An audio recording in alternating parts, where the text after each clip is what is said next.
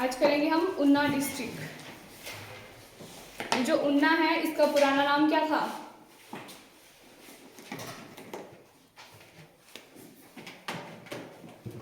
प्राचीन नेम है इसका जसवांतून। जसवांतून के नाम से भी बोला जाता था इसको, उन्ना को जसवांतून रियासत। और जो उन्ना है आपका वो दो रियासतों को मिलाकर के बना है उन्ना। एक तो आपकी जसवां है और दूसरी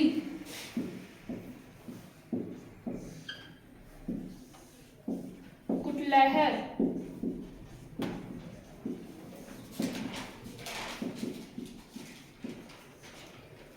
उन्ना किसका हिस्सा था पहले डिस्ट्रिक्ट बनने से पहले? पंजाब का। पंजाब से बाद उसके बाद जब पंजाब से अलग किया उसके बाद किस में आ गया था फिर? कांगड़ा में। तो ये कांगड़ा का हिस्सा था पहले। और ये जो आपकी दो रियासतें हैं ये भी कांगड़ा की है। कांगड़ा से निकल करके फिर उन्ना को अलग किया है। और ये जो आपका जसवां है ये क्या है आपकी कांगड़ा की क्या है? क्या थी? सबसे पहली रियासत जो कांगड़ा से निकली थी वो थी सबसे पहली जसवां रियासत। और कुटलैहर ये थी कांगड़ा की सबसे छोटी रियासत क्षेत्रफल के आधार पर।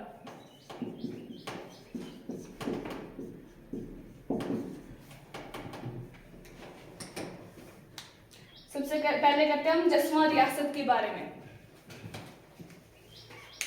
जसवां रियासत में आपके 27 राजाओं ने शासक किया था, लेकिन उसमें से हम कुछ ही राजाओं के बारे में पढ़ेंगे जिन्होंने मतलब काम किए हैं।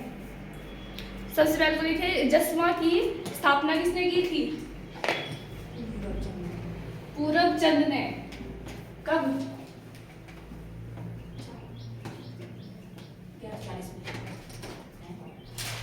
अभी बोला था। स्थापना की थी पूरब चंद ने। पूरब चंद कौन थे? 1170 ईस्वी में। कौन थे पूरब चंद? किसका? संसार चंद का भाई।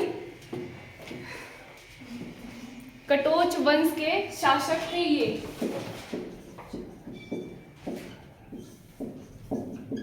कटोच वंश के। और स्थापना हुई थी आपकी 1170 ईस्वी में पूरब चंद ने की थी। और राजधानी क्या थी इसकी? क्या है अभी बताइए? राजपुर या फिर राजपुरा।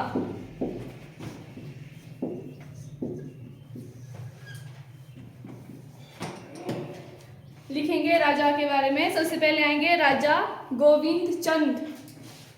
राजा गोविंद चंद।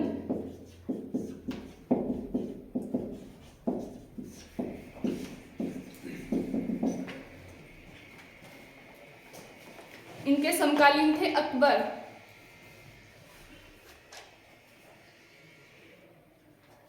और इनके समय में राजा गोविंद चंद के समय में जो जसवां रियासत थी आपकी वो मुगलों के अधीन चली गई थी।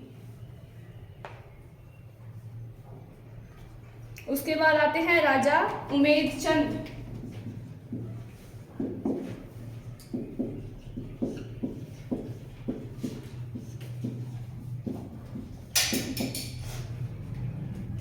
राजा उमेद चंद के समय में जो आपकी जसवां रियासत थी फिर वो संसार चंद के अधीन चली गई थी।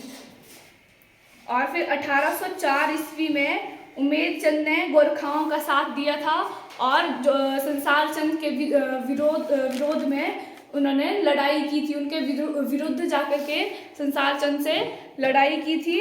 और उमेद चंद इन्होंने 1804 ईस्वी में गोरखाओं के साथ मिलकर संसार चंद पर आक्रमण किया था। और फिर उसके बाद आते हैं 1815 ईस्वी में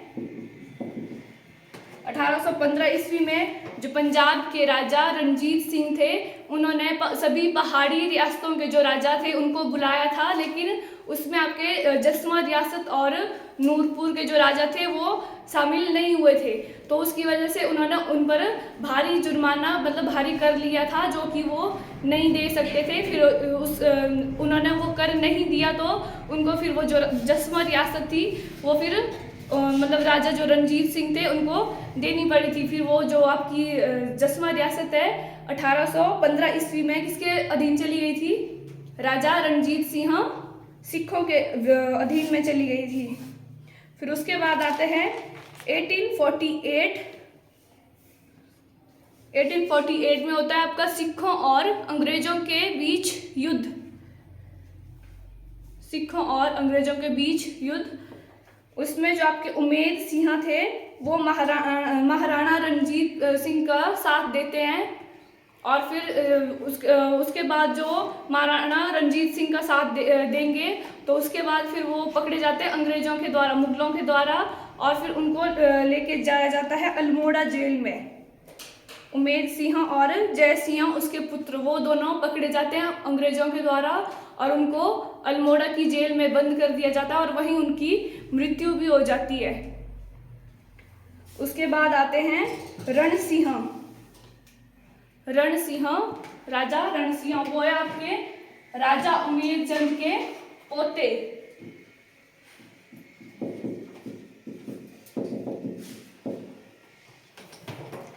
इन्होंने 1879 में 21 गांव को अपनी रियासत में मिलाया था। बस इन्होंने इतना ही काम किया था, मतलब 21 गांव थे वो अपनी रियासत में मिला लिए थे। उसके बाद फिर अंतिम राजा आते हैं उसके लक्ष्मण सिंह, जसवां रियासत के अंतिम शासक लक्ष्मण सिंह। लिख लिया? इधर देखो, कॉपी में देखना है, इधर देखो, जिससे मैं पूछूंगी वही बताएंगे। आप बताओ, जो जसवां रियासत है उसकी स्थापना कब हुई थी? 1170। किसने की थी? मैंने बोला कॉपी में देखना है। और राजधानी? राजपुरा। उन्ना किसका हिस्सा था पहले? पंजाब का। और उसके बाद फिर कांगड़ा का। किस सन में कांगड़ा का हिस्सा कब बना था वो? 1966 में। लिख लो इसको भी। 1966 से 1972 तक वो कांगड़ा के हिस्से में था। उसके बाद फिर वो अलग से जिला बन के आया है। 1966 से 1972 तक। और 1966 से पहले वो पंजाब का हिस्सा था। 1815 में जो पंजाब के राजा रणजीत सिंह थे उन्होंने किन राजाओं पर कर लगाया था? जसवां रियासत। राजा पूछा मैंने। किस किस रियासत के राजाओं पर लगाया था?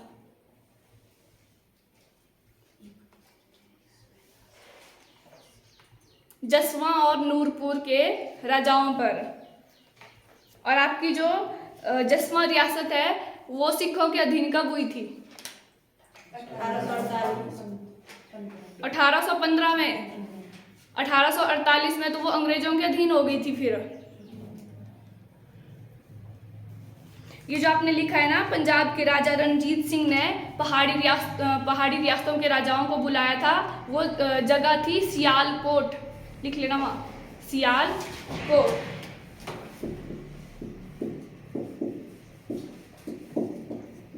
क्वेश्चन आ सकता है यहाँ से कि राजा रणजीत सिंह ने पहाड़ी रियासतों के राजाओं को कहाँ बुलाया था? कहाँ बुलाया था? सियालकोट में। जसवां रियासत होगी आपकी। उसके बाद आती है कुटलहर रियासत, जो कांगड़ा की सबसे छोटी रियासत है। उसकी स्थापना किसने की थी? वो की थी एक ब्राह्मण जसपाल के द्वारा।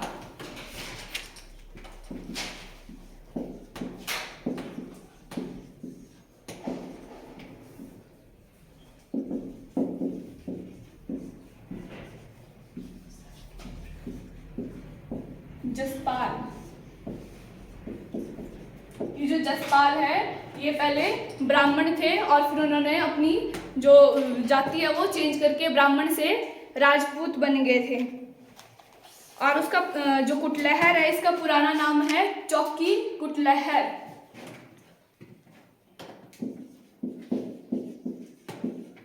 चौकी कुटलहर और इसकी राजधानी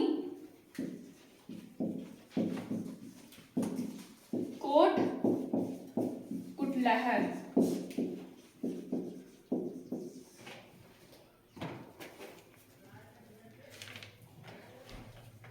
कोट कुटलहर या फिर कोट कहलूर भी लिख सकते हैं। अब आते हैं इसके राजा। सबसे पहले लिखेंगे चारू या फिर उदयपाल, एक ही नाम है ये, चारू या फिर उदयपाल।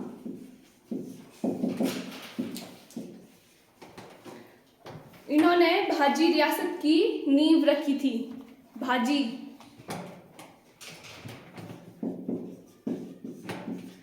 रियासत की नींव रखी थी। उसके बाद आते हैं चंद्रपाल। चंद्रपाल जो चारू के पुत्र थे। चंद्रपाल ने कोटी रियासत की स्थापना की थी। कोटी रियासत की स्थापना। उसके बाद लिखेंगे 1786 ईस्वी में संसार चंद ने कुटलहर पर कब्जा कर लिया था। 1786 में संसार चंद ने कुटलहर पर कब्जा कर लिया था और उसको फिर आज़ाद किसने करवाया था? गोरखाओं ने। कुटलहर को संसार चंद से आज़ाद करवाया था गोरखाओं ने। और फिर 1809 ईस्वी में जो कुटलहर आपकी वो फिर आपकी सिखों के अधीन आ जाती है।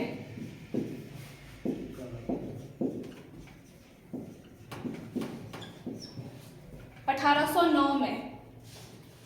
1786 में वो संसार चंद के अधीन थी और फिर उसे गोरखाओं ने आज़ाद करवाया था। उसके बाद 1809 में वो सिखों के अधीन आ जाती है। उसके बाद लिखेंगे 1826 ईस्वी में कुटलहर के राजा नारायण पाल और रणजीत सिंह के बीच युद्ध हुआ। 1825 ईस्वी में कुटलहर के राजा नारायण पाल और रणजीत सिंह के बीच में युद्ध होता है एक किले के लिए जिसका नाम है कोटवाल वहा किला। उसके लिए उनके बीच युद्ध होता है। कोटवाल वहा किला। इसके लिए राजा रणजीत सिंह और नारायण पाल के बीच में युद्ध होता है और उसमें नारायण पाल को लगता है कि मैं हार तो जाऊंगा। फिर वो क्या करता है 10,000 लेकर के वो फिर सिखों के अधीन कर देता है इसको।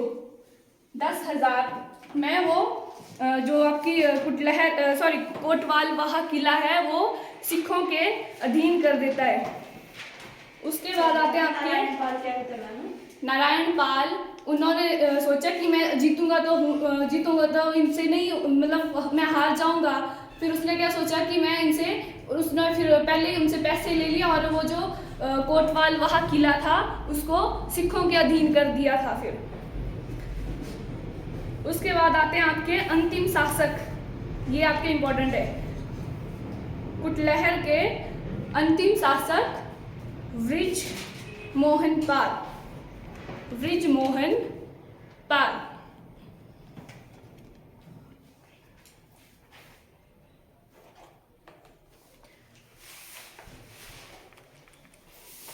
आपकी जसवां रियासत अंग्रेजों के अधीन कब हुई थी?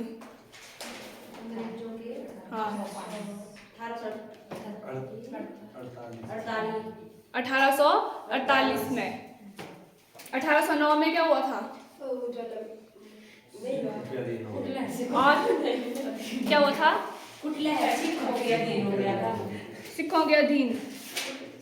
लिखेंगे अब जो उन्ना शहर है आपका, पहले उन्ना शहर था, उसकी नींव रखी थी आपके बाबा कलाधारी।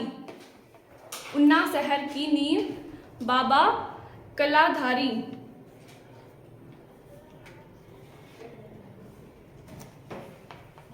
बस उन्ना की इतनी हिस्ट्री है। अब लिखेंगे उन्ना जिले की स्थापना कब हुई थी? 1 नवंबर 1966 में। नवंबर में नहीं, सितंबर में हुई है। 1 सितंबर 1972 में। 66 में नहीं हुई है। 66 से 72 के बीच में था वो कांगड़ा का हिस्सा। फिर 72 में वो उन्ना जिले का बना।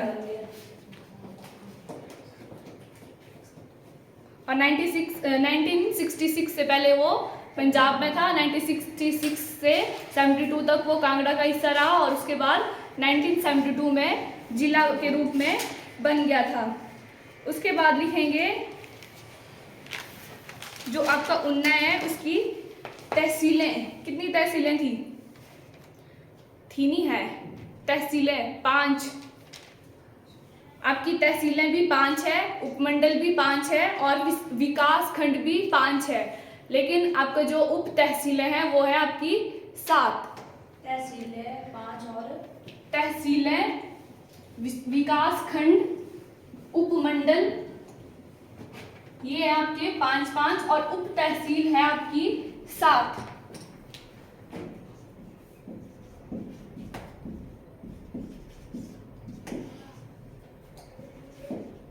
उपमंडल 5, उप तहसीलें हैं 7 और विकास खंड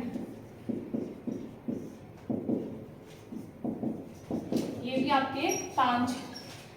बस सिर्फ इसको याद रखना, बाकी आपके 5 है। तहसीलें भी 5 है, उपमंडल भी 5 है और विकास खंड भी 5 है। सिर्फ उप तहसीलें आपकी 7। तहसीलें लिखेंगे कौन कौन है? उन्ना,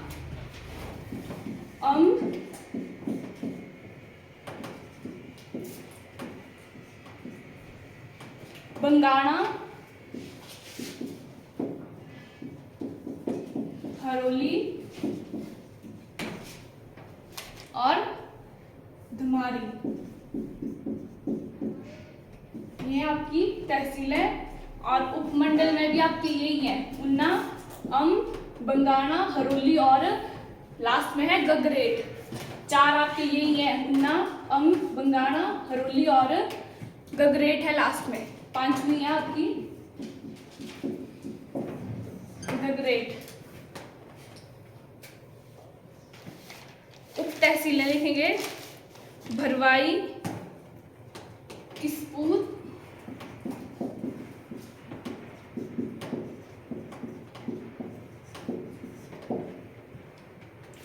जोल, दुलहट,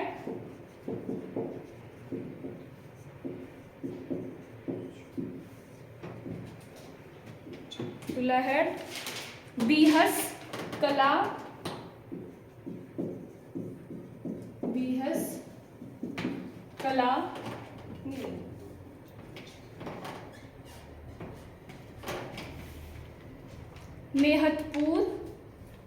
मेहतपुर बसदेड़ा,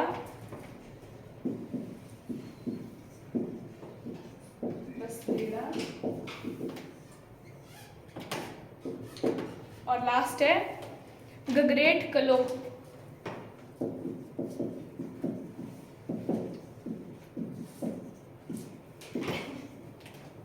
भरवाई, इसपुर, जोल, दुलहड़, बीहिस कला, मेहतपुर बसदेड़ा, गगरेट कलो। उसके बाद है विकास खंड। ये भी आपके यही है, उन्ना, बंगाणा, गगरेट, हरोली। जो आपकी उपमंडल है वही आपके विकास खंड भी हैं, उन्ना, बंगाणा, हरोली और गगरेट। उसके बाद आते हैं जो आपका उन्ना है, उसकी जो सीमाएं हैं वो कितनी डिस्ट्रिक्ट के साथ लगती है उन्ना की?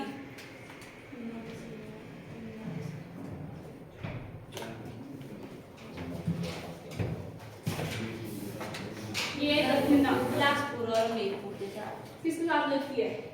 एक ये है कांगड़ा, हमीरपुर और बिलासपुर, सिर्फ 3 के साथ लगती है। और ये इधर पंजाब।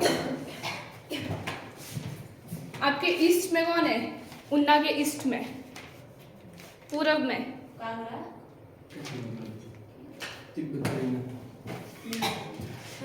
उन्ना है, उसके पूरब में कौन है? पूरब, पश्चिम, उत्तर, दक्षिण, ईस्ट, वेस्ट, नॉर्थ, साउथ। ये है उन्ना। East, west, north, south. क्या है? वेस्ट को क्या है? पंजाब है। और यहाँ नॉर्थ में कौन है? कौन है? कांगड़ा। और ईस्ट में बिलासपुर है कि हमीरपुर है? हमीरपुर। और साउथ में बिलासपुर। और यहाँ आपका पंजाब आता है। लिखेंगे गठन इसका, लिख लिया है 1 सितंबर 1972 को। और एरिया है इसका कितना? 22,540 वर्ग किलोमीटर। क्या बोलते हैं, एचपी का कुल क्षेत्रफल कितना है टोटल? 75 वर्ग किलोमीटर। एरिया है इसका 1540 वर्ग किलोमीटर या फिर किलोमीटर स्क्वायर। स्थापना हुई थी इसकी 4 सितंबर 1972। साक्षरता दर है इसकी 86.53%। Literacy rate. और उसके बाद आता है लिंग अनुपात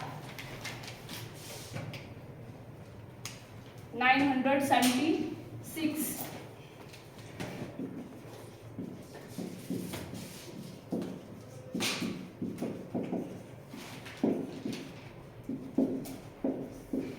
शिशु लिंग अनुपात 875 हो गया।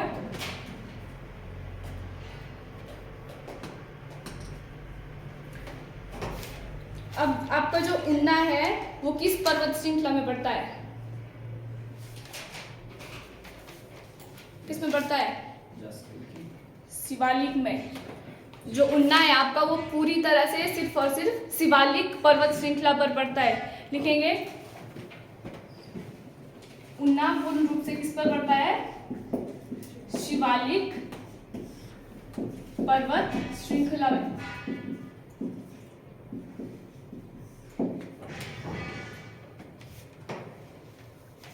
और जो उन्ना और पंजाब है, देखो इधर, ये है उन्ना और पंजाब। ये जो यहाँ है, ये जो घाटी है, इसको बोलते हैं क्यारदा दून, जो पंजाब और उन्ना को अलग करती है। क्यारदा दून घाटी या फिर पहाड़ी, किसको अलग करते हैं? पंजाब और उन्ना को।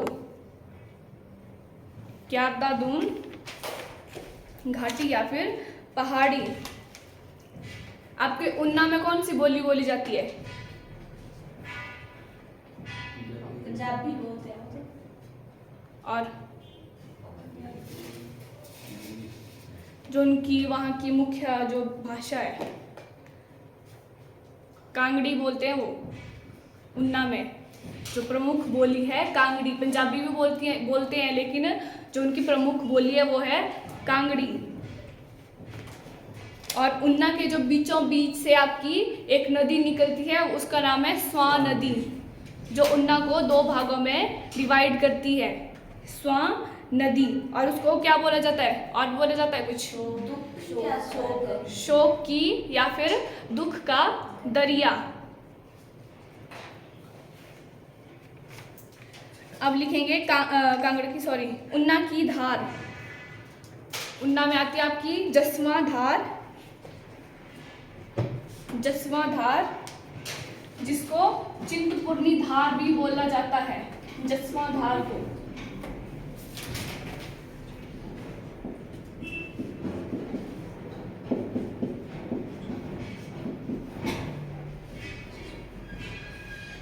चिंतपूर्णी धार। और इसकी जो सबसे ऊंची चोटी है जसवा धार या फिर उन्ना में सबसे ऊंची चोटी है वो है भारवेन। सबसे ऊंची चोटी भारवेन चोटी। जो जसवा धार है आपकी वो उन्ना और कांगड़े के बीच में सीमा बनाती है। ये है उन्ना और कांगड़ा के बीच में ये जो सीमा बन रही है इसको बोलेंगे जसवा धार। अब लिखेंगे नदियां जो उन्ना में है आपकी ब्यास और सतलुज।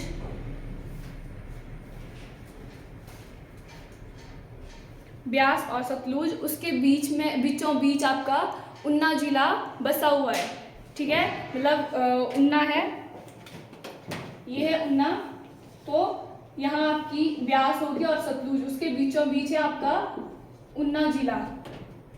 और प्रमुख नदी तो वही है स्वां नदी, जो आपके उन्ना को अलग करती है, दो भागों में डिवाइड करती है। उसके बाद लिखेंगे उन्ना के मेले।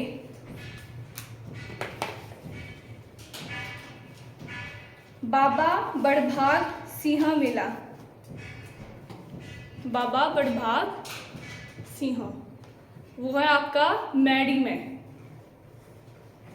लिख लिया, बाबा बड़भाग मेला मैडी में। उसके बाद है पिपलू मेला। पिपलू मेला, चिंतपूर्णी मेला, चिंतपूर्णी मेला, पीर निगाह मेला। पीर निगाह मेला वो होता है आपका बसोली में, पीर निगाह मेला। बाबा लुद्रू का डेरा। बाबा लुद्रू का डेरा।